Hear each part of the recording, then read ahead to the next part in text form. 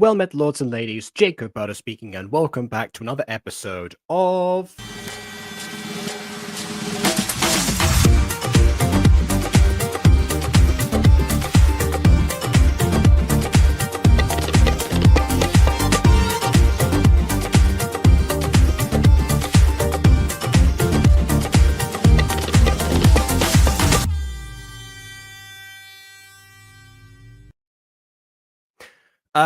just right off the bat, this will not be the usually structured format that we have for Gacha review. This will, it will be in some places, but I would just say, things are going to get a little bit serious at times, at least compared to our usual tone. Not all the way throughout, but yeah, particularly towards the end where we start talking about a few, or at least bring up the topic of mental health in general.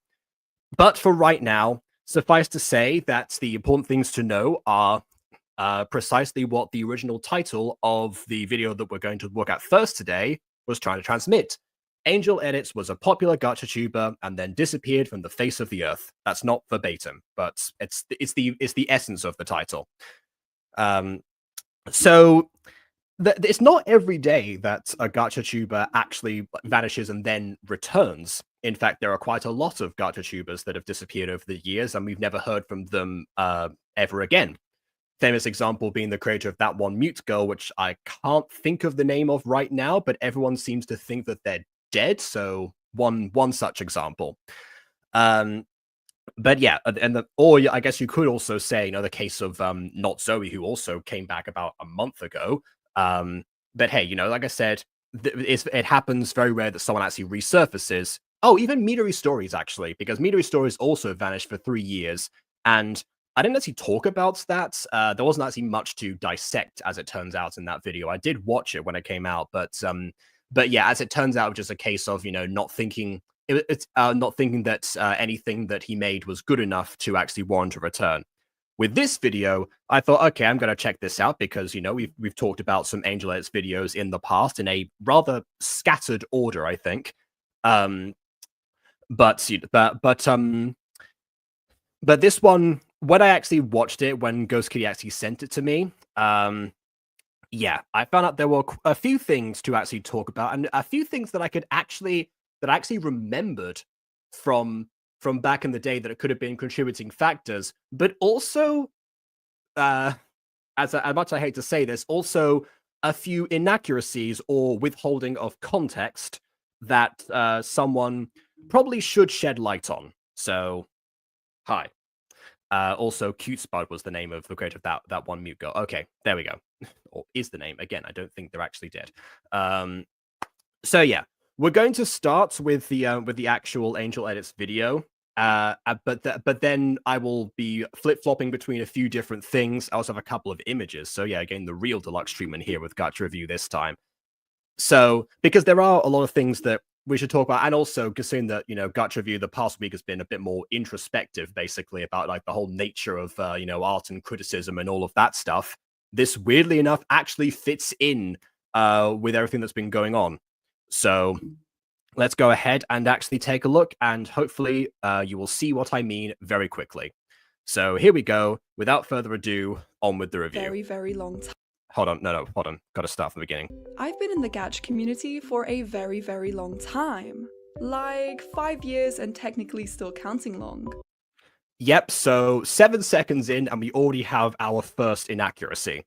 So this is something, I mean, this could have been a mistake, but I'm really not sure how it ended up happening, basically, because you would have to have tallied that up for yourself. From this context, you would think that YouTuber Academy was the first video that Angel Edits posted. And there are some people who have gone out of the way to delete their old content and pretend that that they haven't actually posted other stuff. That's not what's happening here, as you'll see later. But it is worth noting that from just a cursory glance at the Angel Edits YouTube channel that takes, mere seconds to complete, you can actually see here that the first episode, or the first time that Angel Edits participated actively, or at least the first public instance of doing so, was 7 years ago. You can say technically still counting, that part makes sense, but why say that at the beginning? Like, I imagine that for the scripting process of this video, you would have had to have gone back and looked at that. In fact, you would have had to have actively searched up YouTuber Academy to, take that screenshot and put it into the video. Whilst doing all of that, do you not realize that you're going to end up seeing these older videos? In fact, they're videos that are literally labeled old, for crying out loud.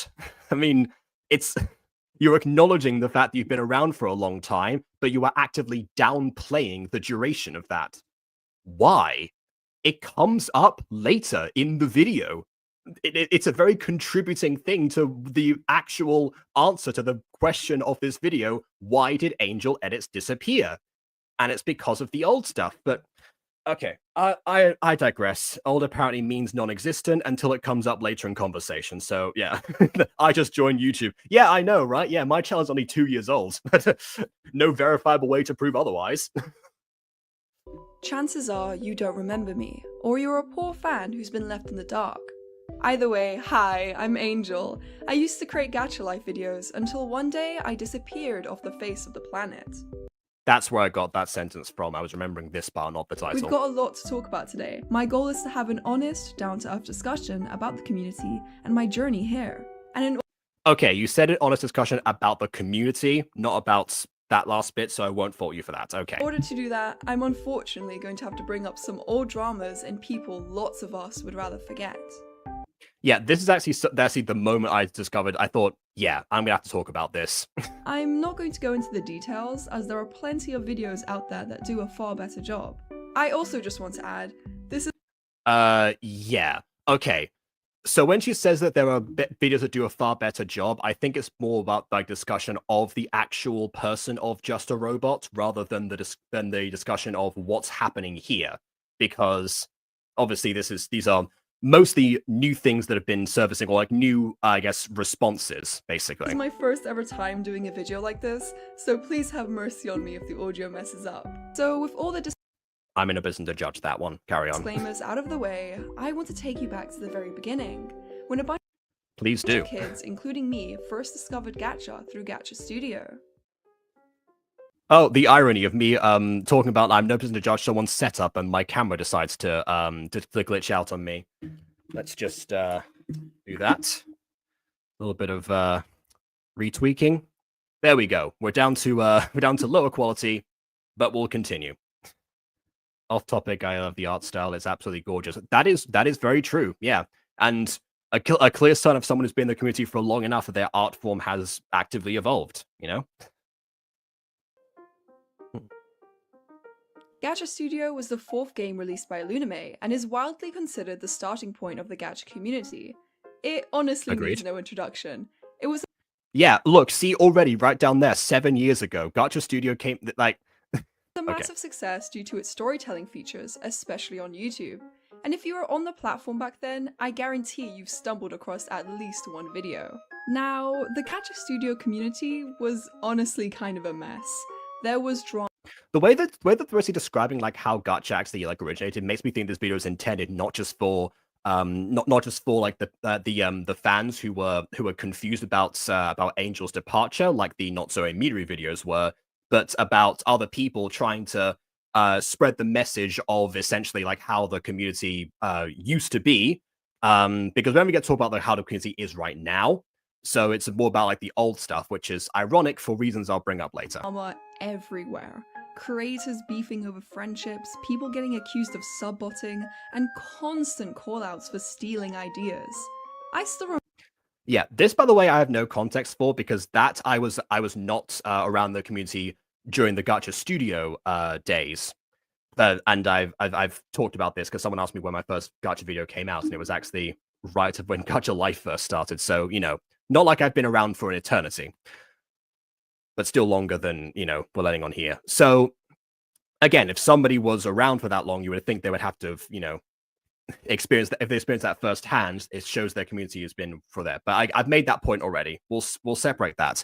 So yeah, this is the part, by the way, that I do actually have some context for, because we've talked about this. Remember the time people accused Rosie Closey of stealing my everything you draw comes to life idea?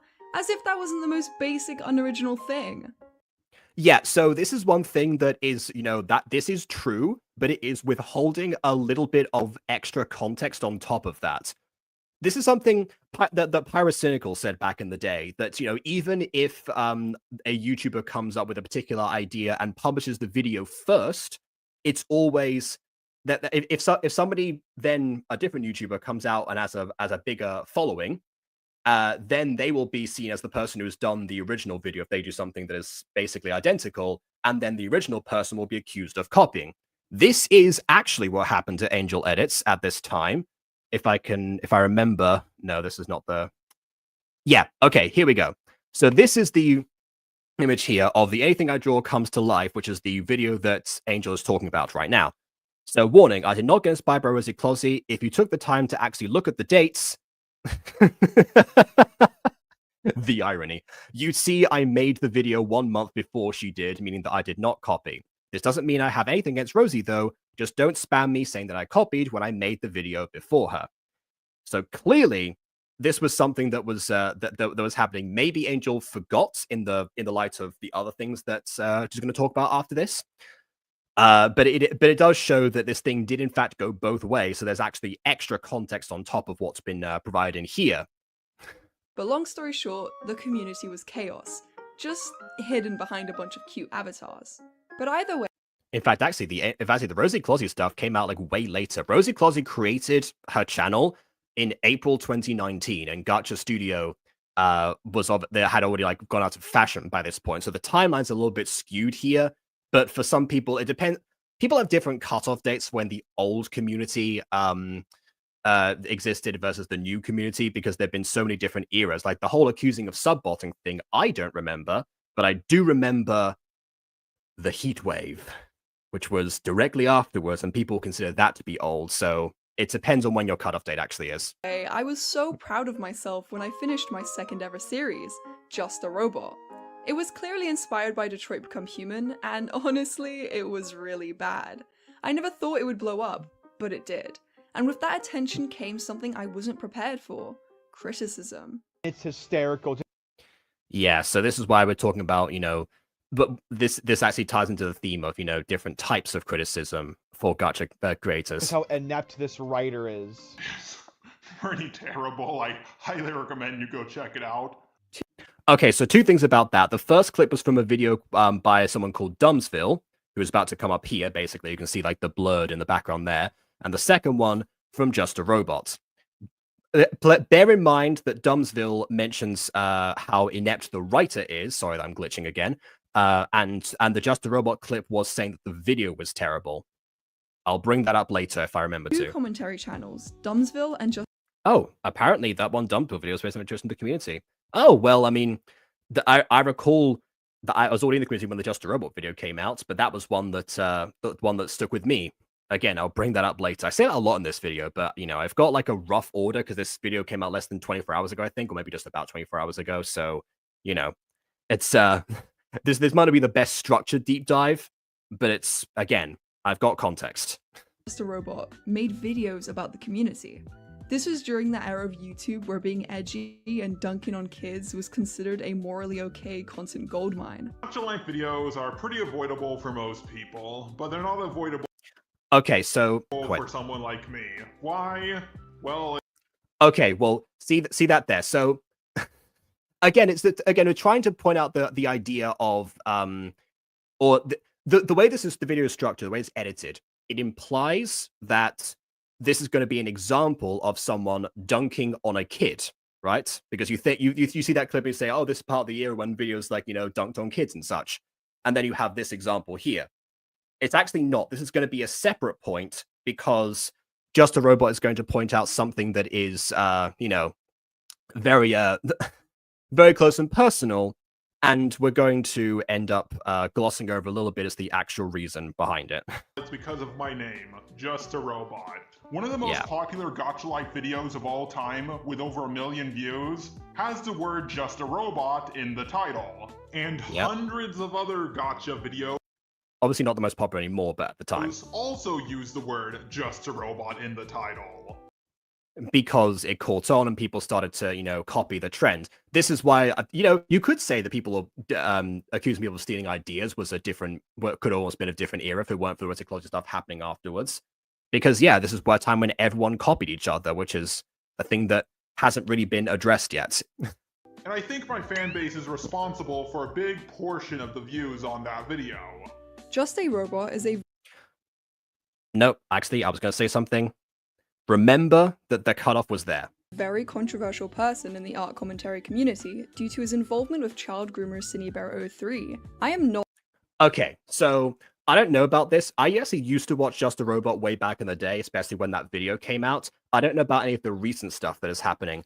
I will say, however, from my memories of watching the channel back in the day, saying that Just a Robot is controversial for the involvement with one person is like saying that Dream is a controversial YouTuber for the Native American war cry and absolutely nothing else.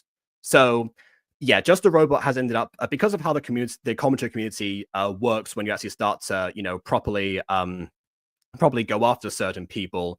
Some certain people will try to flip the message back on you, basically, point out the stuff that you've done wrong in the past or try to take stuff out of context. So there were lots of Just a Robot videos where they were back and forth, basically, whether sometimes where, he viewed that he had erred and therefore apologized, others where he actually provided, legitimate examples and actual screenshots of what was going on.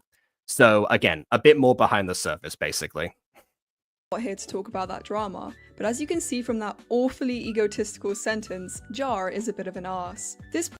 Yeah, so again, speaking of taking things out of context, hold on. Portion of the video is going to be partially unscripted because of moments like these. Jar truly thinks his name is the reason my video got views. People ask me if I have any involvement with them or if they're referencing me. And for both answers, it's a no. Okay. So yeah, so we cut off the video after Jar mentioned that he's that his name it's very vulnerable and a bunch of he thinks his fan base might be responsible for the views or a large portion of the views on the original video. And then we cut straight to people asking about his involvement. So now we're going to go back to we're going to go into the actual Just a Robot Gacha video in question. Bear in mind, I actually did talk about this. I'm not going to go into detail about this video because I actually did talk about it 6 years ago when it first came out in terms of the response to the actual community. In fact, depending on whether or not I remembered about like the Just a Robot situation, that might have been one of the original reasons to check out Angel Edits. But then again, I also remember watching YouTuber Academy because it was recommended, so that might have been a coincidence. But either way, I've talked about the actual video at length. If you want to actually see it, go check out in the description after this video. But for now, we're going to try to fast forward to this particular part in the video, and you'll see one of the reasons this video kind of rubbed me the wrong way, at least at this part of the junction. Okay, so we'll fast forward. Yeah, this part is essentially comparing it to Go Animate and talking about how the animation actually, how Go Animate's was perceived as superior by Jar because it actually moves. So there's a bit of extra stuff there. I will say that I found out that actually Jar recorded some lines for Dumbzill's Gacha video after the fact, like just today. And apparently that was one of the videos where Dumbzill mentioned that the animation was better because people don't just teleport everywhere. So Jar also does kind of oversimplify things in this video. So I'm not going to say that it's a flawless product in comparison. Okay, so here we go. This is the part of the video that we're talking about. Also use the word Just a Robot in the title. And I think my fan base is responsible for a big portion of the views on that video. This is where the cutoff happened. Because every time you look me up on YouTube, this video is one of the first results. Yep, okay. That to me feels like a legitimate reason to think that your fan base might have contributed to some views. Because imagine that you're a person, looking up Just a Robot in the YouTube search bar because, you're a fan of the YouTuber Just a Robot. And while the first results, as he mentions here, is a video called Just a Robot in Gacha. There are some people who are going to be like, okay, all right, we'll scroll past and get to the actual channel. I don't remember if the search by channel filter was still on. People still don't know about it to this day, so they might not even be aware of that.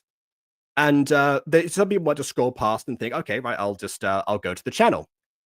Would it, for other people, especially for someone with a following like Jars at the time, wouldn't you think that people would be a little bit curious and decide to click on that video? And wouldn't you think that, those other clicks would mean that YouTube would promote said video? Angel Edit said that, she wasn't expecting the video to blow up, but it still did. There are gacha videos that do blow up, that on their own. This may have been one of them, but I think it's also fair to say if there's an actual, search term that people are looking up that you actually can emulate in this video, then having this pop up and be that search term being responsible for your view increase makes a lot of sense, wouldn't you say? And it really irks me that this part was cut out of the video, because look how long it takes to get to the part that the Angel used in the video. And people ask me if I have any involvement with them, or if yeah, it's literally right afterwards. So again, it's virtually impossible to end up, slicing a video, offering your own commentary, slicing it again afterwards, or putting out the next clip without realizing you've missed out a very, very key chunk. It really comes across like this part would have just derailed the entire argument, because I kind of think it does to some extent. And it's just essentially, a way to further attack Jar's character, even though we've already established that he's a controversial figure. That just seems suspicious to me. But anyway, going back to the actual Angel Edits video. Was record a few lines for Dumbsville Gacha video. So yeah, that one is one that talks about animation. We've talked about that already. In fact, actually, in that Dumbsville video, they actually do dub over Just a Robot specifically. The father of the bully character buys his daughter a robot that is worth. Oh wait, actually, okay. I'm gonna stop here because he's about to talk about the actual about the ending of the video, and there's a lot of and having seen both videos, and I've now seen the Dumbsville one where they go into more detail about it. I've said that I can see why the criticism didn't come off in the way that it did. So because again, context is important, the third video for today is basically Just a Robot. We're going to go through the video. We're going to do the regular review stuff that we normally do on here, and you'll see why. Well, again, you'll just have context basically. So yeah, here we go. Normal gacha review time. Without further ado, on with the review. I'm here. Why don't you call me Daddy? I spent £1 million on this android to serve you. Million? You can give her a name and dress her how you like. Oh my gosh!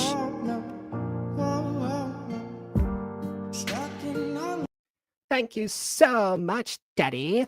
Turn her on. As you wish.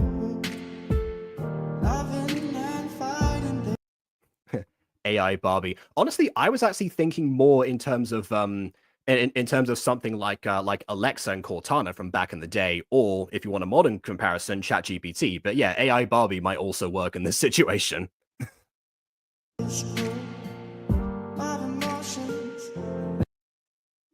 Greetings. Would you like to give me a name? Oh, is this song copyrighted? Okay, fine, I'll mute it then.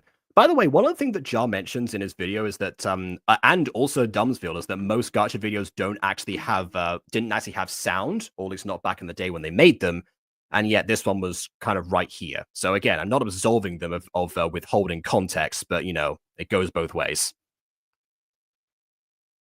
Anyways. Your name is Octavia, and you do what I say no matter what. Voice recognition approved. Orders approved. Name?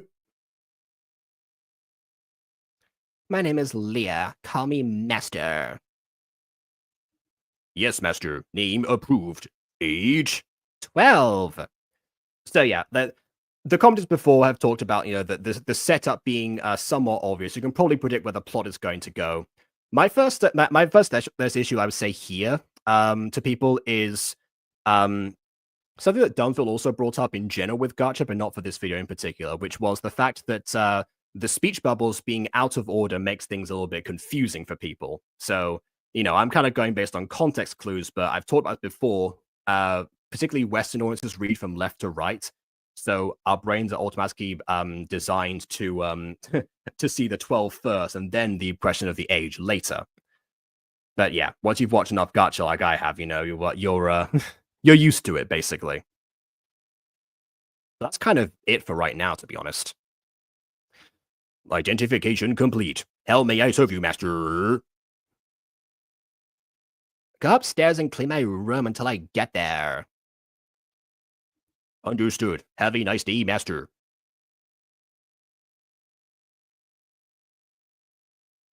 Off we go. Follow-up follow-up scene. Just like comes back in. Master, I require the location of your room. You did not tell me where it is. Otherwise, I'm just gonna pick a random room. I see that you like her. I love her. She's like my own servant and never gets tired. Hey, she doesn't understand how robotics work. Fair enough. Also, apparently with comic strips, you don't have to read text up to down. That's also true, especially like when depending on like how the panels are structured. Either way, up to down or like down up. With Gacha videos, with the setup being the sensors like being run on like that, it's usually the context is clear for that. Going from one side to the other, especially again with literally reading left to right because it's English. But yeah, you're right. Sometimes that is something that people's brains have to turn to when reading comics, but not usually in the case of Gacha. Anyways, bye, Daddy. I found your room after much trial and error. This is the room that's most likely to belong to a 12-year-old girl. Wow, you cleaned everything. 95% of the room's contents have been destroyed. Greetings, master. How may I serve you? Sit down on my bed. Yes, master. This will do.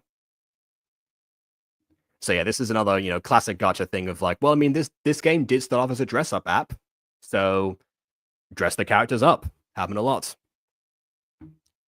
Wear this. I'm gonna eat some food. You can make a fire robot. Yeah, I'm trying to use the Momoka voice from My Witch Academy. Because why not? Actually, I reckon. Oh wait, no, this came out in 2019. Yeah, actually, depending on no, this came out in 2019. This would have been a bit too recent. I'm pretty sure. No, wait, no, it didn't. It was Gachaverse. No, it came out before that. Yeah, I actually have a bit of a theory about this that I've this is actually the origin of one of Jay's old characters. Jay being the person who introduced me to Gacha in the first place. Of the character of Techno. I don't actually know if that was the case or not, but considering that this was probably responsible for a lot of people and their robotic themed content. Yeah, it could have been the case for that, and I could have used my old Techno voice, but no, Momoka makes more sense. Leah honestly looks cute, doesn't look like the stereotypical spoiled brat character I'm used to seeing. I mean, I don't know. The pink, always like the or at least the magenta is what's like throwing it off for me, basically. Not magenta. Yes, magenta. Like yeah, that does give spoiled brat vibes, but not spoiled brats of like the classic Gacha lipstick and the crown and all of that all of that stuff on top of it. For as much as this video got criticized by Dumsville for lacking subtlety, at least in design, it was not too overwhelming. Anyways, Leah had to go to school the next day. She decided to bring Octavia. Like Marion, her little lamb, Octavia followed her to school one day. Leah wanted Octavia to do her homework and help her bully other kids. We will see that in a moment. After all, Octavia was just a robot. It makes the title seem like it's supposed to be just a robot. No. Anyway, now where these clouds, no one can see your robotic eyes. Interesting, considering that, bragging about having $1 million robot would be like a huge a point for her in terms of flexing. I would have thought, showing off she's a robot would be fantastic. But maybe not. I don't know. But bully other kids? Ah, yes, normal school day. That's a normal school day for some people. Ah, yes, time to go to school and do some good old-fashioned bullying. Hey. No, but seriously, that is what happens with some people. They just don't verbalize it usually. Also, yeah, that's a good point. Momoko did go on to a bully as well. Yeah.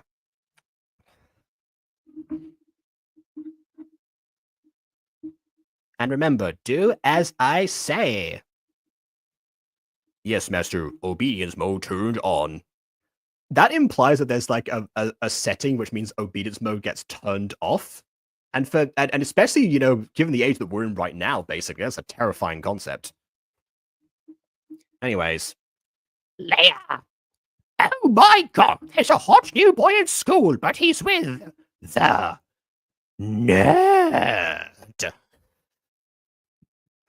That's a good question. Was she not in obedience mode when she followed her school? That's fair, actually.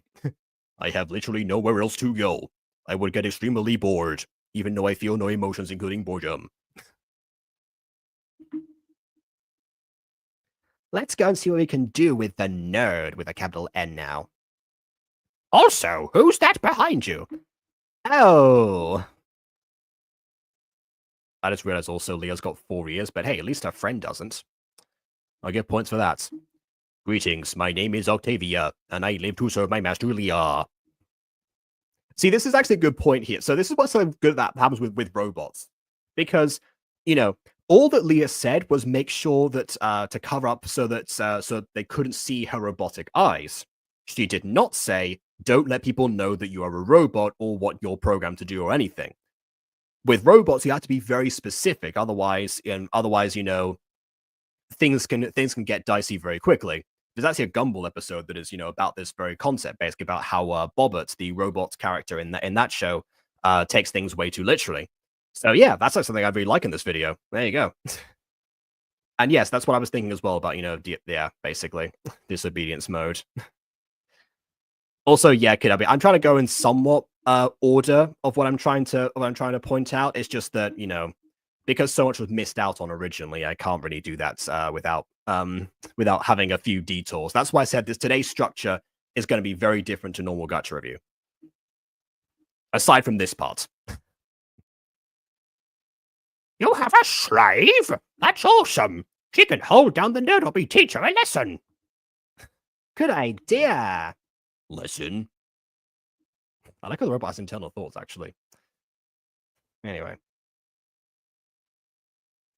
They then went to the school hallway to find... You're very funny, Amy. Thanks, Jake. I'm going now. Goodbye.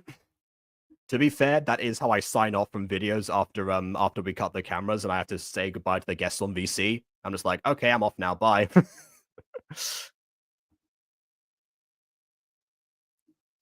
He's so cute. Hold her down. Or rather, hold her back. But, same idea. I am sorry. No, let me go, please. This is what you get for flirting with Jake. Don't make this hard. Yeah, listen to the dumb rubber slave.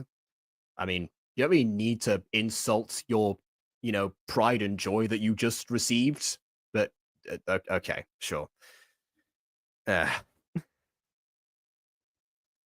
Also, it's always Jake. Hey, Jake, Jake just makes sense of love interest. What can we say?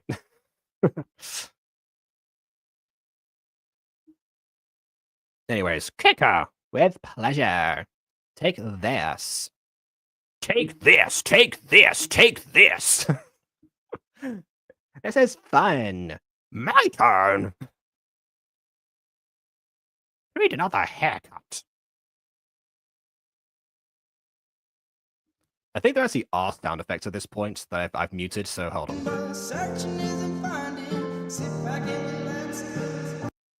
Okay, the sound effect to come in quickly, otherwise I'll get copyrighted. Come on here. Oh, never mind. Oh, I guess that was just that was in the Dumbsville video. That was edited in. Okay, fair enough. Never mind. Gonna make him go bald, yeah. Gonna turn into the mimic if she sees this behavior being portrayed. Another risk with with AI creations. Anyways, enjoy flirting with Jake now, ugly. Poor little nerd character. This is just a canon inventing Gacha stories. Oh my goodness. Yeah. Classic old Gacha formula. Again, if people haven't seen the previous streams we've done on these topics, yeah, that's mostly because if the people watching this haven't been exposed to other forms of media aside from Gacha, for the most part, they're going to imitate what they see in Gacha, usually the Gacha videos themselves. Not this wasn't an original story, but it has, it has obviously inspirations from other places that are very surface level, as the creator themselves admitted, the Detroit Become Human comparison as well.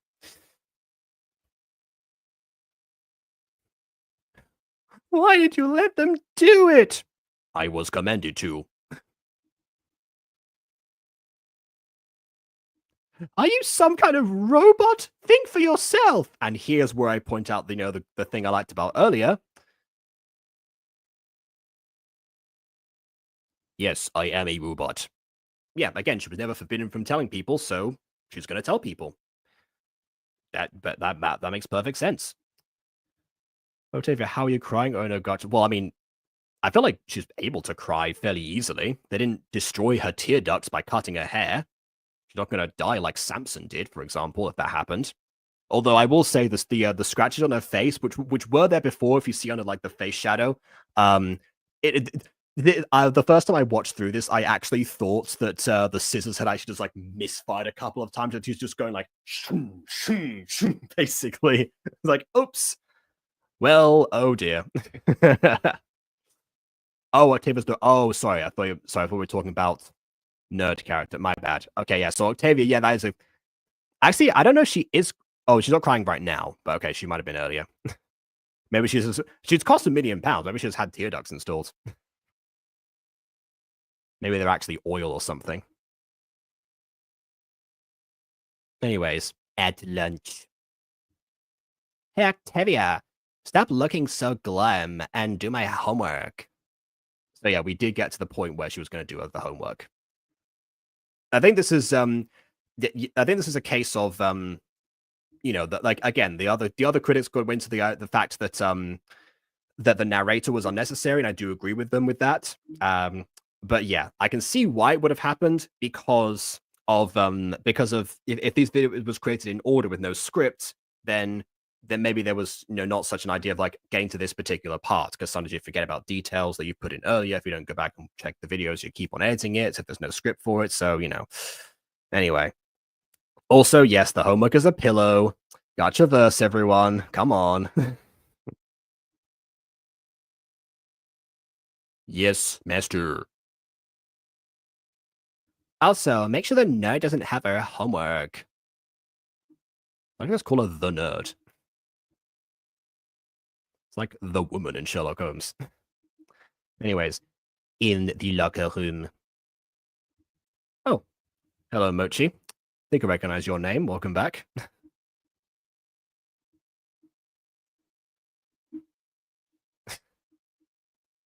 Opens locker with a spell. Yep. Okay, fair enough. I've talked about this before in terms of stage directions being used to compensate for lack of editing. Not exactly my favorite technique, but again, I can see why it was done. In this case, what I am struggling with here, copying Amy's homework onto Leah's is, a fair strategy for a human to come up with. But when the instructions were just do my homework and make sure the nerd doesn't have her homework, copying the homework over with the full context that Amy's would be better by default, that feels like a too far of a leap for this robot. Most of the mentality so far has been pretty good, but that was a little bit too far. Oh, that's right. Yeah, the nerd's name was Amy. Yeah. Anyway, time to dispose of Amy's homework. But why? Why do I feel? And again, I guess because if you look at the video during the edit, this is what happens. Although that does imply that you could like snipped out the narrator portions, I suppose. Oh, Appa just drops about mermaid tails. Oh, okay. All right then. That's a rabbit hole to the future then. But all right, I'll just log that one away. Thank you, KW. Empathy. No, I can't feel emotions. I need to obey.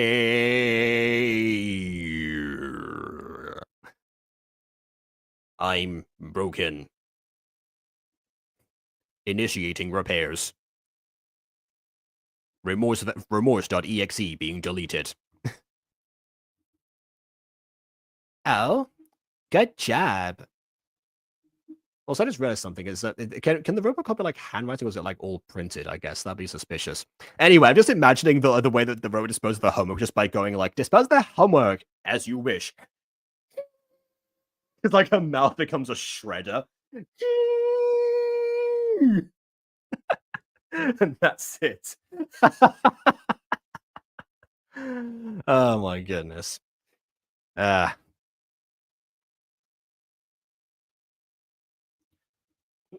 Also, hold on a second. We're broken. We're still your friends. Do you still believe that?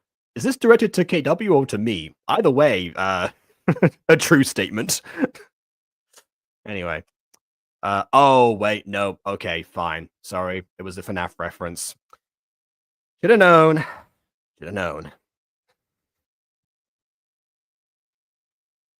Anyways, this is gonna be funny. All right, class, show me your homework. Your homework, Amy?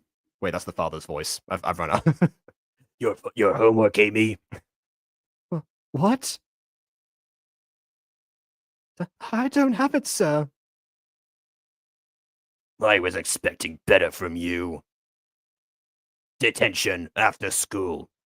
So yeah, something that Dumbsville said here is that no one gets detention after school for one missing piece of homework. Yeah, it's been known to happen in British schools, so I will say, you know, we'll excuse that. Cultural differences. Anyways, so I have to meet Jake after school for a movie. That's the same, like, that has the same energy as, you know, give me a 2 pages of an essay about werewolves for tomorrow. But sir, it's Quidditch practice. There's Quidditch. Then I suggest you're careful. Loss of limb will not excuse you. Anyway.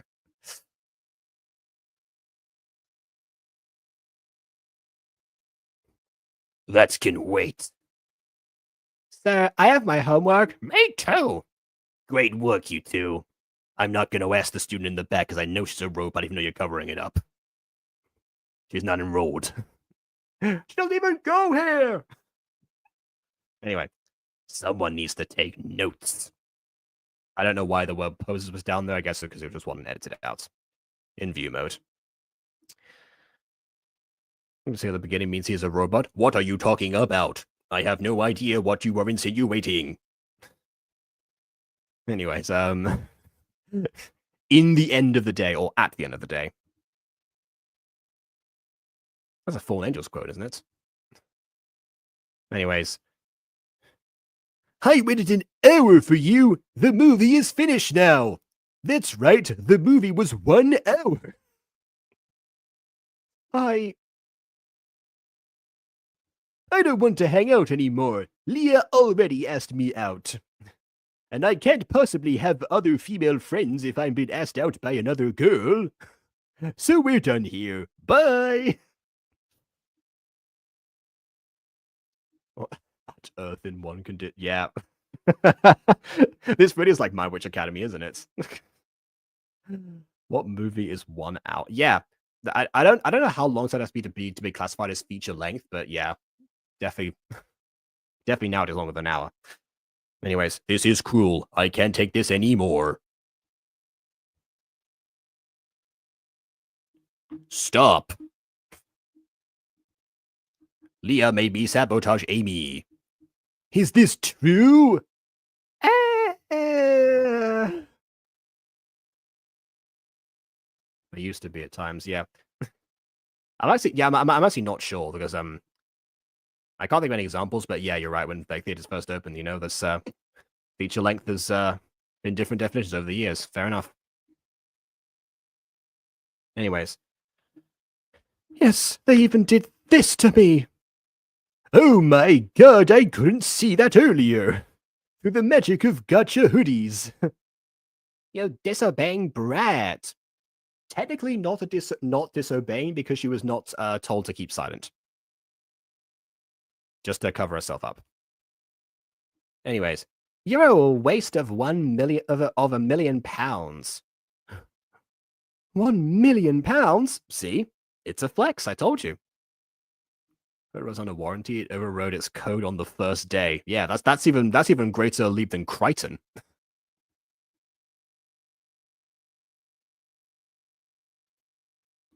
I've had enough. What? An android? Did they say android? I thought it was okay. I thought it was a robot, but fair enough. I mean, android is correct, obviously. Anyway. I don't feel right harming other people. You can't feel anything. Jake only watched the advertisement. It was more than that. I mean, movie trailers and such have gotten pretty long over the years, but not quite an hour just yet, you know? You know. Like see Jake missing post-credit scenes. I've been waiting for the post-credits for an hour. I'm not having this. MCU, more like M-slow you. MCU later, I'm leaving. Anyway. Soon the police got involved, and Octavia was disowned. She was about to be deactivated until Amy decided to own her. I mean, that was lucky, I guess. You didn't have to pay the £1 million that would have been purchased, so yeah, fair enough. Her parents paid $500,000. Wait, to who? Paid to who? The dad? I doubt it for reasons we'll get to in a second. However, Leah's dad was sent to court for child endangerment. I could comment on this, but I won't. I'll get to why later. Soon, Octavia was part of the family. Of Amy's family, I assume. She was treated like a normal person. Despite being just a robot. Roll credits. Amy and Jake grew up together and had children the end. Classic Gacha ending right here.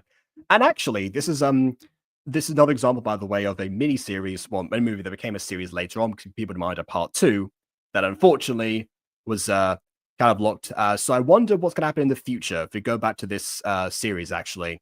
How we're going to continue, if it's going to be like The Pregnant Man with by GachaTuber Studios, and we'll just end up with with sequels about like the children specifically or not, or introducing the grandparents or something. You never know. That's a question for another day.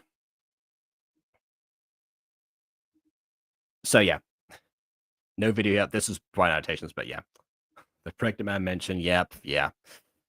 I mean, it was a contemporary piece at the time, I suppose. But yeah, they like have one kid. Maybe they're another one on the way or something. We never know. So yeah, that was Just a Robot. Is it great? Not particularly. Even the creator admits this. Is it, the outrage and abomination that the other critics have mentioned it to be? If you check out their original videos, also no. Maybe I'm just desensitized because gacha content, ends up being like so much more intense and such. But I mean, the story, simplistic as it was, was had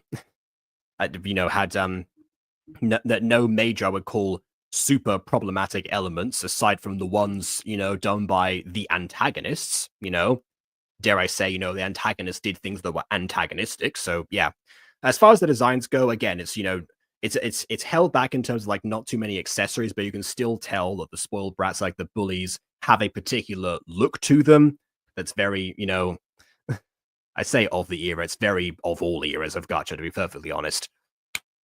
So yeah, we've all seen worse on Gacha Review. Maybe at the time they themselves hadn't, and they just kind of declared this was like the community. They did say, both of them, Dunsville and Just a Robot, that they both like did a further deep dive into Gacha. Unfortunately, they didn't dive far down enough, if you ask me. Unfortunately, never came across meatery stories at the time. That would have sealed the deal, I suppose, unless you count the Green Knight. But that's that, I guess. A video that makes sense that it blew up in the time that it did. Perfectly innocent, that happened to coincide with a YouTuber's name and end up probably skewing a few YouTube searches from them. So again, going back to the original point I was talking about, it makes perfect sense with that extra stuff added. But yeah, after the video itself, I didn't want to spoil it basically, but we're going back now to the Angel Edits video because the same clip I was going to play from Just a Robot is in this video. So back to the confusion parts that everyone was complaining about earlier. I promise I'm going somewhere with this. Keep this in mind. He bought it. He didn't. No, you know what? I'm just going to summarize this again. So this is what Just a Robot has to say. It's all paraphrasing, but, let's go. Keep this in mind. He bought it. He didn't build it. Also, the robot doesn't hurt anyone. Yes, it holds a girl down while the bullies attack her, but the robot doesn't actually harm anyone. Yet the dad is arrested for child endangerment. This is obviously... Okay, so in the Just a Robot video, the point he's trying to make is that the worst part of it is the ending. I would definitely say the worst part of that video is not the ending. That part about the child endangerment thing is definitely a leap in logic and is absolutely right to be criticized, but to call it like the worst part of it, definitely not. I would say, the actual like holding down of the bullies and, like the use of a robot in that particular way would be, I guess you said like worst parts. Again, they're done in the proper context for this, but what's a few leaps in logic back in the day for Gacha? Nothing new, haven't seen. A very juvenile way of thinking, and you can really see my age through these videos. Guys, I need you to remember I was a child. Yeah, but you say guys need to remember, again, this is I said before, this video is structured in a way that makes it seem like this is intended for for new audience members that don't know how old you were at the time. Like you mentioned that, there were other kids back in the day. You didn't say how old you were at the time of making the video. You're about to. It's just, again, you're only providing like the surface level context that, that makes you look better in this case, or, at least look more helpless in the matter. Not to say that you weren't, but the point's already being made. You don't have to exaggerate. It's like with the narrator back in the day. It's the same idea of, you're adding extra things that you don't need and removing stuff you probably do, in all honesty. Phil went more in on my video. He reviewed the entire thing, but for time's sake, I'm only going to take parts of his video I want to discuss. He reviewed the entire thing. Let's go back to the Just a Robot video and see how much review there actually was. Referencing me. And for both answers, it's a no. The closest thing I have done was record a fight. So I'm the of the bully character buys his... Just a Robot Gacha life is pretty terrible. I highly recommend you go check it out. But review starts here. The worst part is at the end. So the father of the bully character buys his daughter a robot that is worth £1 million. Yeah, so the part that we just saw, so he skips right to the end here, basically. So we carry on past the part that we've just seen, the child endangerment thing, and here we go. The dad is arrested for child endangerment. But he didn't do anything at all. He just bought a product. The company for building their product is not at fault at all. And even then, the product didn't do anything wrong. It followed the first and most important rule of robotics. Don't harm a human. Because Gacha Life videos are made by kids and young teenagers, they're extremely edgy. Often there's a character who's an alcoholic.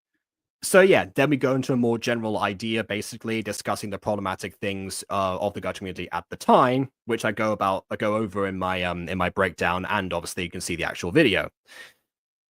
So yeah, to say that he reviewed the entire thing is once again a very misleading statement going into the reasons, that this affected you so much. He very much did not review the entire thing. It just it's like it feels like maybe Angel didn't want to go back and watch like the rest of the video to remind herself of being in that state, and that's why the memory of her told that if you view the entire thing. But to play a clip from discussing the very end, and then to go on and say that view the entire thing where there's nothing else in this video specifically about the contents of Just a Robot, again, very suspect.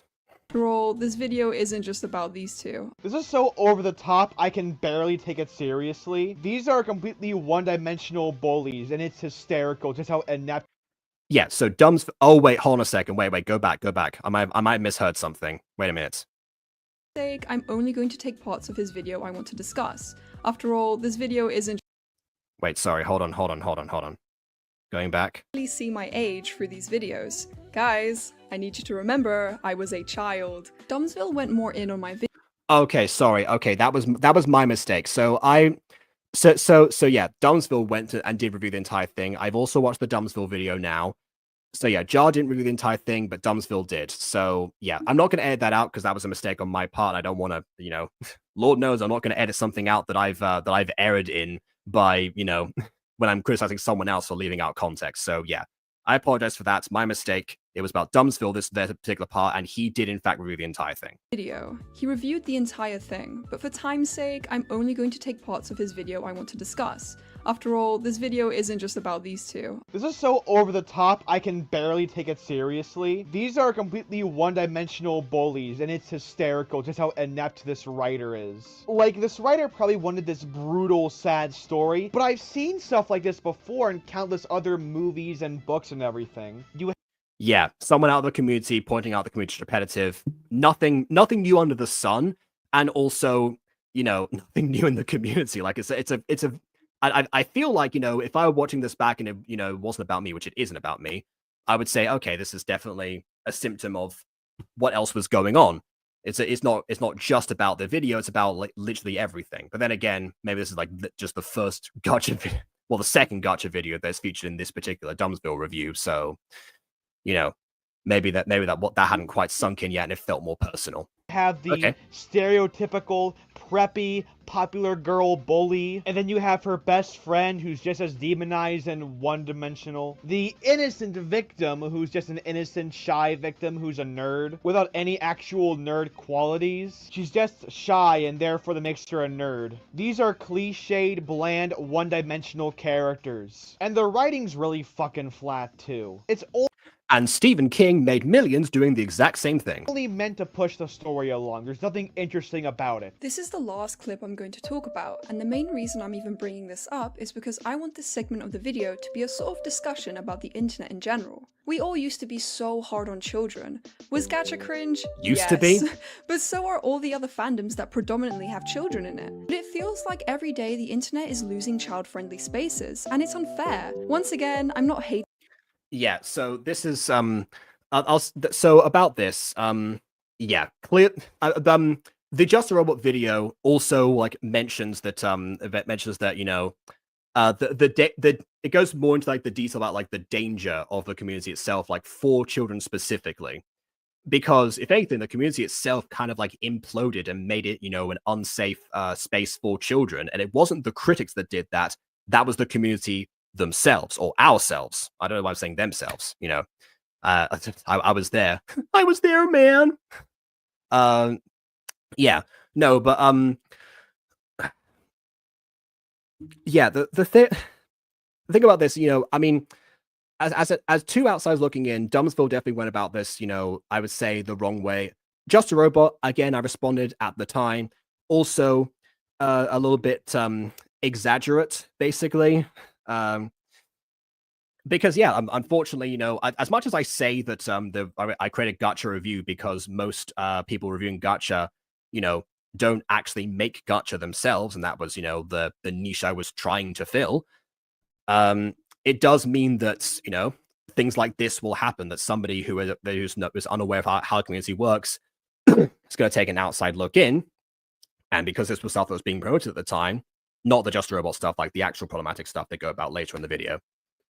It ends up looking much worse, and that's where the bad reputation of the community came from. Honestly, even before the original Just a Robot video came out. As for in the sense of having of people like targeting children, like the idea of like targeting children being an acceptable content mine, we definitely have come a far way since the commentary community first had its like major surge in 2016. And that there's a clear distinction now between how people like to discuss these things, and and also how they like to have their criticism come across. One of my favorite YouTubers of all time that I don't talk about a lot in these in these videos is someone called Auronplay. And I would probably say that at one point Auronplay was my second favorite YouTuber, right behind Afmao. The reason I don't talk about him is because he's a Spanish creator, so I can't really bring up in conversation a lot of the time, or use him as like references or something. But yeah, like he was actually like the biggest, or possibly even the biggest at one point, commentary YouTubers and critic YouTubers in the Spanish-speaking just YouTube landscape in general. It was almost like seen as a rite of passage to have your video commented on by Auronplay. Some people didn't like when that happened, and they went out their way to try to make themselves seem much much tougher or challenging to fights, or all of that crazy stuff that happened back in the day. But yeah, and yes, a lot of the video creators were quite young, not all of them. But the thing that rubbed me the wrong way about the way that Auron did things back in the day was the fact that, particularly for the music videos in question, he gave off the sense that he wanted people to like not actually make the content at all. Say, oh yeah, don't give up on your dreams, but just do better. Which I think even Dumbsville in the video actually said. Don't give up on your dream, just make better videos. Make better videos, as we pointed out before, is not a good form of criticism, because it's okay, how do I make better videos? What is it that what is it that I can improve on? Basically, it's like with it's like the way that Emily used to criticize design, and just say, they were either revolting or they were ugly, but not give like actual proper reasoning. She's gotten way better at that since then. But that was, something that, again, we criticized her for the criticism. So yeah. And that is something that, is a product of its time, because those videos, did come out, I'd say like Auron's like big like growth era was definitely from 2015 to 2020. So, right around that particular range.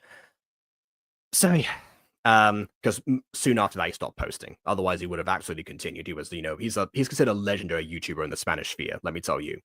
But yeah, bringing this back to Gacha. Yes, Just a Robot actually in later on in the video, this brings up like the dangers around this, and it brings up the fact that lots of the content creators are kids. He does say, oh, it's created by kids and it shows, and that's not the best way basically to encourage people. But afterwards he does point out that yeah, these things can start off innocently, but if left unchecked by someone, then we need then things end up spiraling out of control and end up being dangerous. And the idea of like criticism being seen as an inherently negative thing all the time is also damaging for that reason. So that's partly why I'm making this video. Like, the takeaway, the way that Angel's phrasing it seems like, the critics themselves are at fault for, or at least a very huge factor in why the this is not the Gacha community is not like a safe space for children, or like part of like the internet as a whole, that were running out of those spaces because people will just come in and, you know, essentially cyberbully them. That was, you know, the term cyberbully was thrown around a lot in the day to old commentary YouTubers for good reason. So yeah, the thing I want to take that would people take away from this video, the one that I'm doing right now, is not that criticism is bad in itself, it's how you do it, basically. That's why I wanted to like go through and like, you know, dissect Just a Robot like in the middle of this video as well, not just for the context, that was a big factor, but also because it just shows like, yeah, there are some good things and some bad things in this. They don't talk about the bad things because they, you know, clearly, you know, had an ethos or like had a thesis for the video, basically. They need to support it. But then again, we've shown that this video also has a bit of a thesis they need to support, and it's removing the stuff that doesn't correspond with it. Like the nuance of criticism as a whole in terms of the medium of art. On these channels, I'm simply using them as a crutch to talk about how children can be bullied online. And as a child, the wave of hate comments I got from this video and many others definitely contributed to my steady decline. Yeah, this is less about the creators and more about like the commenters. This I can't really speak on. Hate comments are just always the worst for reasons that are very obvious. I don't need to go over them. And look, they weren't wrong. It was poorly made. But I was 12, I had put so much effort into that video, and hearing adults tear it apart, it really stung. Yeah, see, that's another thing as well. Remember when the Alphasis community caught wave of me, basically, and like like their first thing, because like they were in the live chat before I even started the stream, you know, basically, you know, ad hominem attacking me for, you know, for being an adult. And I've had that said to me, you know, in the Gacha community as well, a number of times. And never for a justified reason. So, yeah, it's very easy to throw around the idea of, you know, adults saying, "Oh, you know, this is a kid, therefore everything they're going to make is terrible." But it's also very easy to say that for you know, somebody made something as a kid to say, "Oh, this is an adult." Their opinion is to be discarded because they shouldn't be here in the first place. You know, if we're talking about safe and inclusive spaces, it can come across the wrong way as well. This was the earliest example of toxicity I faced while being a young creator on the platform. And while I'm happy to say that Just a Robot no longer lurks this place. Yeah, I don't know about what happens, but there are videos like on talking about like how Just a Robot no longer posts, basically. I haven't followed him for years, so can't say that much. Dumbsville doesn't deserve any hate at all. I've moved on, and he's acknowledged that the video was simply a product of YouTube's time. Please don't send him any hates. I still find it weird that Just a Robot assumed my series name meant that he just had to voice his opinion, because I'm sure you can guess that it wasn't about him at all. But I mean, yeah, now we definitely see that. His thumbnail was clever, I'll give him that. Unfortunately, hopefully the same can be said about mine. Fortunately, my run-ins with these two were only the beginning of my journey. Some old viewers might remember this back in the day, but I made a friendship amino for the Gacha community. My goal was to create a space where people could just chill from all the drama, and if my memory serves me correctly, it was super successful. I don't have much to say about this because I wasn't my own experience with Amino was actually when I entered the Purple Heart 13 Amino. If people remember, Purple Heart 13 was what was the drama that was absolutely where I was at fault for, you know, not doing my proper research, basically, because somebody pretended to be Purple Heart 13, pretended to have self-deleted, and then when Purple Heart 13 returned to posting, I made a video talking about this kind of thing to make sure that people actually stayed away. Then that Purple Heart 13's fanbase rightfully, you know, called me out on it. I was invited to the Amino where I actually talked to the real Purple Heart 13 and clarified the situation. Those videos are still up. I'm not going to pretend like I have not aired in the past, like I said earlier. From what I remember, there were 50,000 members, and even one of the contributors to Gacha Life joined. As much as Amino has a bad reputation for grooming, it was a blast. My fondest memories were of me and my mod team making Christmas events and running title shops. I think the worst part about this is that they removed all of my kind of abilities to do anything in here, so I can't even, I don't even want to scroll down. I can't even delete the really old cringe ones, so I'm just gonna blur it. Yeah, you're gonna blur it, but if the Amino is still up and people can still access it, this is not gonna help.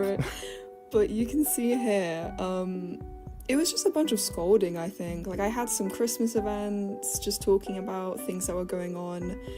Honestly, I don't know how I didn't realize that I wrote if the I'm the creator if this amino. I don't know how I didn't realize that. But like Because GachaTubers can't spell, we're all aware of this. all good things on the internet, it got complicated.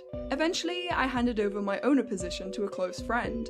As a YouTuber who also went to school, I was very busy and needed a break. But soon, the pressure got to them too, which I Honestly, yeah, to be honest, like, you know, when I was, you know, when I was going to school and also doing YouTube, was around the time that, fitting enough, actually,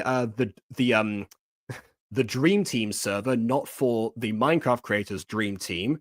This was 2019, so it was before that Dream Team existed, but there's another server called Dream Team, and the owner of said server, was actually somebody who was like really actively also a YouTuber, but also like making sure like to maintain a community. And I do server events like every single day, basically, really like drill in the idea of like the community existing there.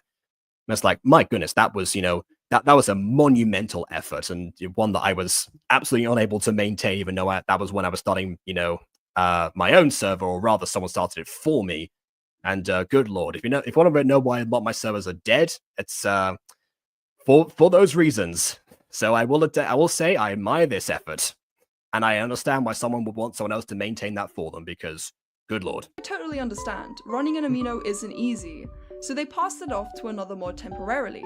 Emphasis on temporarily. But then, when they tried to come back, that mod refused to give the ownership. Apparently, they thought my friend was too unstable, and since I hadn't been super active, they decided that I didn't have any say either. Spoiler alert, I did have a lot to say, and I said it loudly. Yeah, people that if you give the wrong person mod permissions, they will just go off the deep end. That seems to be a thing on Discord, on Amino, just everywhere. People just, you know, desperate for power sometimes. In public chats, which got me kicked. Yeah, I got booted from my own amino because I was fighting to take it back. In retrospective, was I being a little too emotional? Sure. But at the time, I felt like everything I built was being taken away from me. So I accepted. Now, this part seems incredibly valid. Again, I don't know the context for this. Maybe there was just more behind that. I have not been able to. I haven't done that much of a deep dive going into like figuring out who the mod is in the 24 hours it's been up. Obviously not. Yeah, that definitely would have felt invasive. So I'm willing to take Angel's word on this particular matter for that reason, because I can't. None of the other stuff I could verify was not entirely true. Defeat. I washed my hands of it all, moved on, and didn't look back. Nowadays, the amino is completely different. It has less people in it and seems to be passed off to a new owner. I used to have an intro, and that also seems completely gone. Now, sometimes less people in a server is actually a good thing. People really want to like grind for like, you know, the biggest like community possible.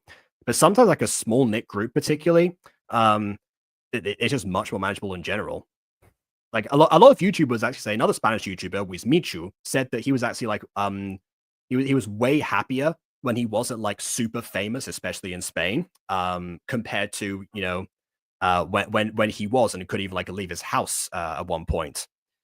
You know, he was experiencing his own toxicity, but from the audience rather than coming from himself or other creators. all you have is my word and this really old community post about joining the new amino because the old one was stolen. Once again. Yeah, see how easy it is to provide full evidence for something? Why was that not done originally? And please don't send any hate if you manage to find the amino. This all happened. A smaller community feels more loving. Yeah, I mean, look at you lot, you know? The ones that have been, some of you have been tuning in for years or, you know, returning every so often. I know it's basically greeting, it's like greeting old friends, for crying out loud, and some of you are old friends because we've talked outside of the YouTube sphere. Not to, you know, I'm not saying that in a parasocial way. I'm years so yeah, ago, I agree. There's really no point in making a fuss. It's all water under the bridge and something I feel comfortable enough to share with you guys. Back then, it did affect my mental health in a way. All of the dramas I went through started making me resent the community. After the whole amino chaos, something surprising happened. I hit what I like to call my golden age. I started pouring everything into my videos, and for a while, it worked. My channel started growing. People were I see you more than my family. I presume you mean your extended family, because you're not here all the time, because you don't comment all the time, but I mean, fair enough. watching, commenting, even YouTubers were reacting to my content. It felt surreal. Yeah, see, this is what I mean. Okay. Here is an example of Yami, an adult, reacting to your video. And clearly that doesn't bother you, but you're glossing over it compared to the ideas of, someone criticizing your content in general. The way that you phrased it earlier seemed like just the criticism of overall is affecting you too much, and now we're just glossing over the fact that, yes, other people reacting to your content. Like, I guess the difference ultimately is that from the few videos that I've seen of Yami, who's way more positive. I've said before that the people that tend to watch to react to people's gacha content are usually people who are very lenient because the videos they presume that all videos are made by kids, and they decide, okay, I'm not going to be so harsh on them because they're kids. Then you have the other extreme, which is what we've been talking about in this video up until this point. And again, I personally like to think that I sit somewhere in the middle, because I will definitely poke fun at stuff for comedic effect, but I will also praise something when it's there and ultimately try to say, okay, this is this is why these things don't work for me, or how this can be better, or what the subjectivity behind it. I don't know. That's when I started my YouTuber. And yeah, see, this is about take it from anyone who's new watching this video, I suppose. Yeah, take it from Spranza here, who actually, aka Prism of Voices, who has been the subject of many gacha reviews in the past. And I will say that one of them, again, I'm not going to pretend like I've not aired in the past. One of them did absolutely go too far, because it was a point that was like hammered in very, very much, and like I kept on like bringing it up for the sake of comedy, and the guest did as well, and I didn't stop it. That one I did apologize for at the time. We've moved on from there. So I do make mistakes sometimes, but overall, satisfied. I'm not going to say customer, satisfied subject. There you go. Like I poke fun at somebody. Again, another person here. Yes, the summoning scrolls from Klamai, particularly. I mean, the as far as reoccurring stuff goes, the summoning scrolls came up a lot because they broke the mechanics of everything, but yeah, no. It's awesome. 10 out of 10 review. Thank you. Academy series. And wow, I had so much passion for it. I will say, someone who else has also reviewed YouTuber Academy, that show is awesome. That series felt like the or at least episode 1, because I haven't seen episode 2, which actually came out recently. I think I'm gonna have to check that one out like next week when we come back to Angel Edits, I think. Revival of my channel. Like I was finally stepping into what I was meant to do. I had ideas lined up, episodes planned, and an amazing, talented team of voice actors who carried the series. Seriously, shouts out to you guys. And for the first time in a long time, I felt like I had direction. I even had people asking to join the series as starred guests. Yami, for example, voiced the teacher in episode 2, and she did an amazing job. Oh wait, no, I have seen this, because people talked about the fact this was Yami. At one point, yeah, I believe I said that Yami was actually like one of the weaker voice actors in that video. I could be wrong. It's been a while since I reviewed that one, but that's why I vaguely remember. But hey, from the director's perspective, of course, you would say that because you've approved it. So yeah. Len totally wanted to join, but as the situation unfolded with him, I politely declined the offer. However, as the moment that's a topic that I haven't talked about directly on the channel, but if you want to see like Miss Devil's thing about that, I helped discuss that with her to gather thoughts and such, and like how far to take that to take the investigation behind it or anything. But yeah, so needless to say, not a pleasant situation, and probably like one of the hugest dramas in the gacha community to this very day. Momentum continued. Behind the scenes, things started to become rocky. No one really knew it, but during that time, I was dealing with the worst mental health struggles I've ever had. For context, my second... Yeah, remember when I said at the beginning of this video that we're going to have to talk about mental health at some point, where it's going to come up as a subject in the video later on? This is that part. Secondary school life was horrible. I was constantly bullied by a group of girls my headmaster seemed adamant in protecting. I had also fallen out with my only friends at the time, and felt like I didn't belong anywhere. This is no exaggeration. I spent all of my lunches alone in the art department of my school, sick with anxiety and loneliness. I found escapism in mindlessly playing video games, and working on my channel eventually got harder and harder to do. I'd go to school counselors because I had no energy, no motivation, and I couldn't... Yeah, depending on like the reception of the videos at the time, if this was like the golden age, I assume that, there was like a lot of praise, but also a lot of hate. You know, I've been very lucky, you know, over like the time that I've been on YouTube. I mean, granted, it's probably because I have not grown as much, but um, I could probably count the number of examples of when I've gotten hate comments on one hand, and even whether or not I include the Purple Heart 13 stuff or not, like it, you know, overall, I've been, you know, I've gotten off basically scot-free in terms of you know, the old adage of, you know, there will always be hate comments.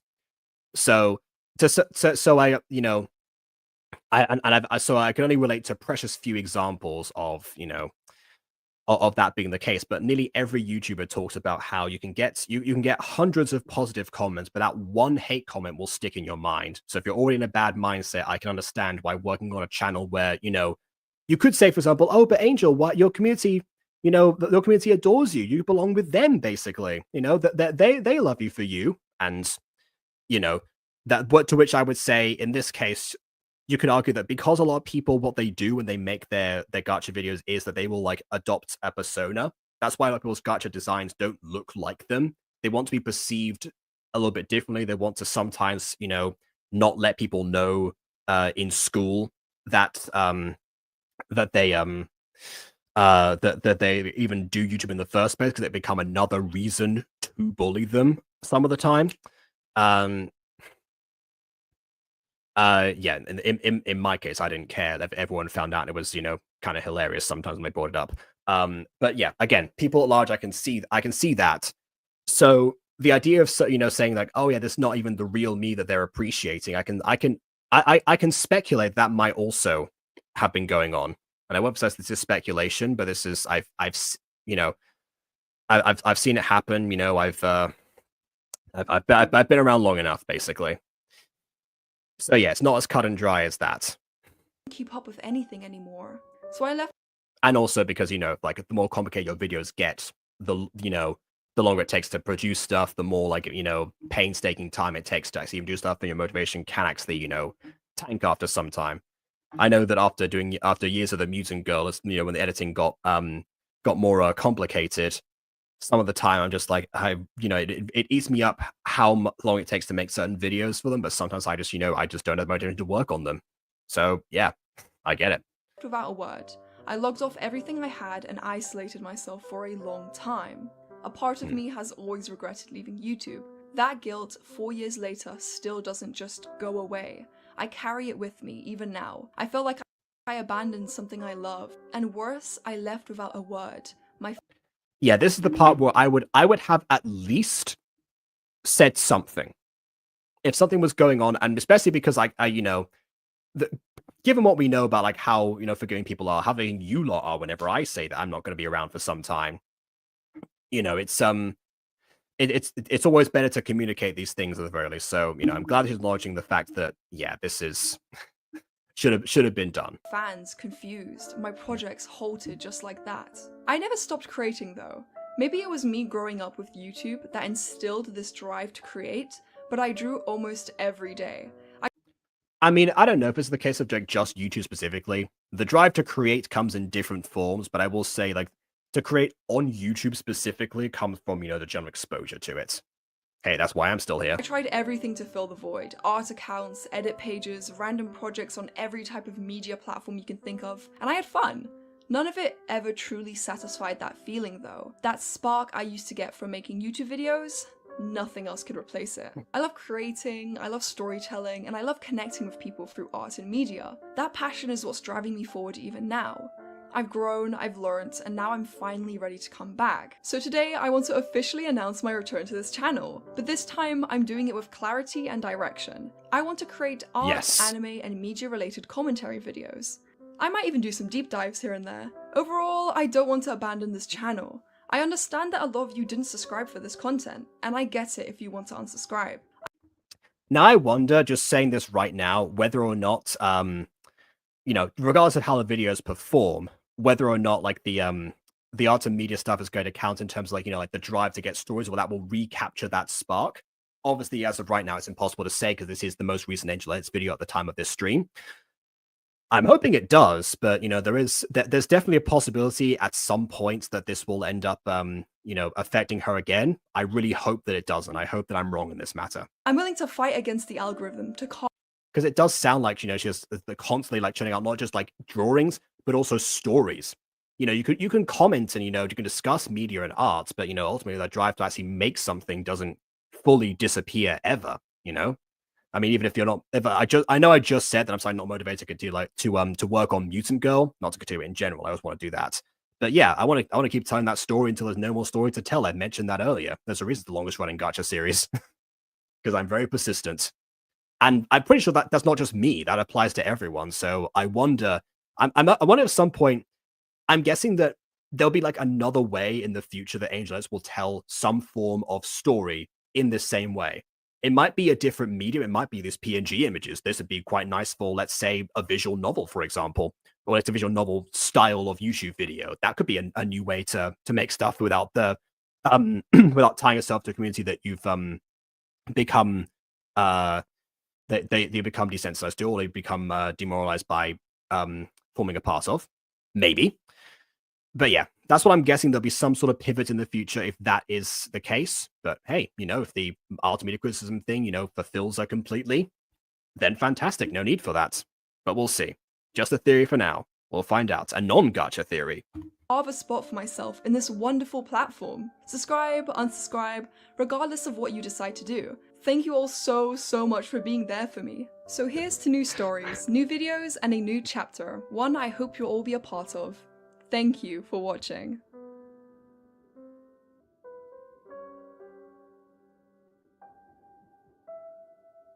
I mean, of course, the music in here is definitely, intended to like help you feel that emotion, but everything that we said was true towards the end, so, can't really fault necessarily for that. I think Midori Stories did the exact same thing as well with his stuff, which also has to do with like, art and perfectionism. And maybe I'll talk about the Midori Stories return video at some point, but I don't think there's not much to say about it. Maybe I'll pair it up with Not Zoe's or something.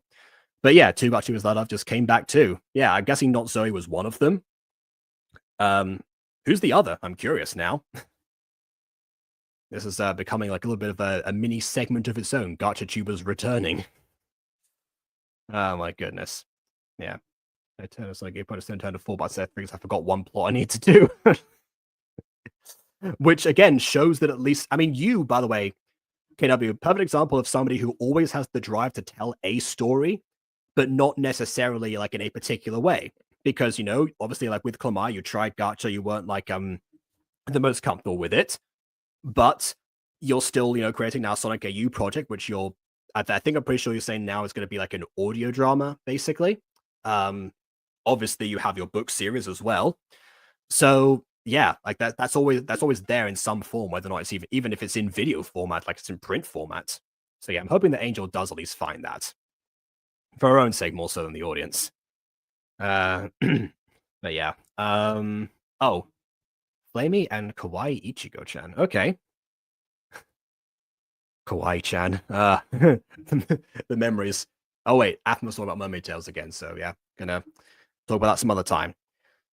So yeah, I know that was a very confusing structure of a video, but it was trying to get to like the point of this is what can happen to somebody in the community, unfortunately. But it is also worth remembering that criticism in general is not even like the be all and end all. Like it's really like the part at the beginning that inspired this whole thing, not just the parts that were actually like misleading and were not formatted very well and could very easily be interpreted to make you feel like even worse of the situation than was already objectively happening.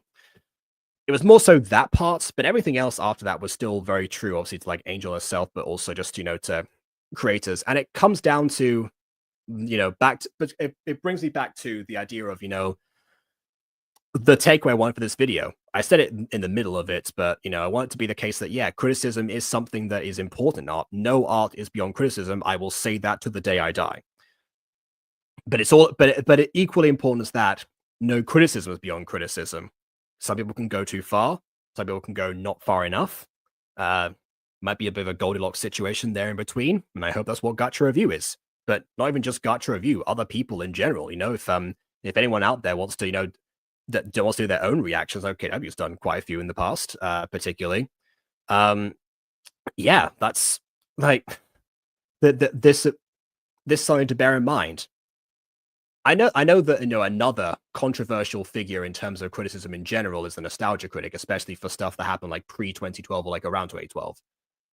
There is a quote that I remember specifically from when he was returning after he made movies himself, basically. That like everywhere in the back of his head he would always remember there was a person on the other side who has made something. In the case of movies, it's obviously like multiple people, it's a very collaborative process. But in terms of gacha, it can be one individual, it can be, a team that's united under a common cause, basically. But never to the size of a gigantic studio. Even like the big gacha teams, are a fraction of the size of most production scales out there. So it does feel much more, individual. And that's the best part about internet content, is that it feels, it's made by the individual. You get more of like an insight into the person, for better or worse, I will say. And that's something to be admired. And I hope that, it's something that can also be scrutinized in the case of, I guess, with Angel and those commenters, because, every piece of criticism feels like it's directed to the person.